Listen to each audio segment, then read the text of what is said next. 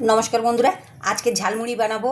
তো ঝালমুড়ি তো আমরা কিনেই খাই, তো আজকের আমরা বাড়িতে বানিয়ে দেখাবো। তো এখানে মুড়ি আছে, এখানে পেঁয়াজ, এখানে শসা, এখানে টমেটো, এখানে লঙ্কা কুচি, আদা কুচি, ধনে পাতা কুচি, বাদাম, আর এখানে আছে চানাচুর। তো এখানে আছে আলু সিদ্ধ আর কাবলি ছোলা সিদ্ধ করা, এই দেখুন সিদ্ধ করা। তো এক এক করে সব দিয়ে দেবো। এখানে আলু আর ছোলা দিয়ে দিলাম, এখানে বাদাম আর চানাচুর দিয়ে দিলাম, পেঁয়াজ কুচি দিয়ে দিলাম, টমেটো কুচি দিয়ে দিলাম, কাঁচা লঙ্কা আদা কুচি দিয়ে দিলাম, ধনে পাতা দিয়ে দিলাম, এখানে নুন দিয়ে দিলাম, একটু চাট মশলা দিয়ে দিলাম, একটু ভাজা জিরের গুঁড়ো দিয়ে দিলাম,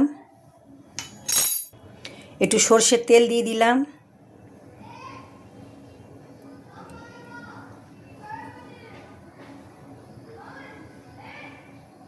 সবশেষে মুড়ি দিয়ে দিলাম।